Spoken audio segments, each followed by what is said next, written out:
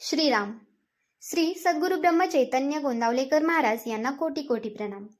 तर आज आपण पाहणार आहोत कीर्तन, भजन आणि नामस्मरण या सामूहिक साधनेचा आपल्या जीवनावर काय परिणाम होतो. गोंदावलेकर महाराज म्हणतात की जेथे भक्त एकत्र येतात तेथे नामाचा प्रभाव अनेक पटीने वाढतो. कीर्तनामध्ये मनाची एकाग्रता वाढते आणि मन आनंदी प्रसन्न होतं. ताणतणाव कमी होतो आणि भक्तांमध्ये प्रेम वाढते. सामूहिक नामस्मरणाने ऊर्जा आणि सकारात्मकता वाढते, ज्यामुळे साधना अधिक प्रभावी होते आणि अंतःकरणात खोलवर शांती प्रकट होते.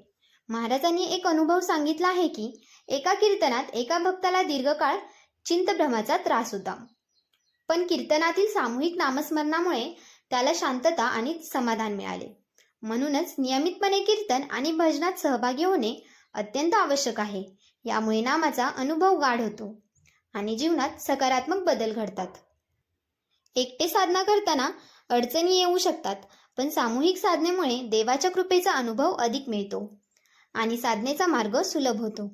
म्हणून भक्तांनी नियमितपणे सामूहिक साधनेत सहभाग घेऊन प्रेम आणि भक्तीची वाढ करत जीवन आनंदी आणि शांतिमय बनवावं. अशाच माहितीसाठी आमच्या चॅनलला लाईक करा, शेअर करा आणि सबस्क्राईब करायला विसरू नका. धन्यवाद.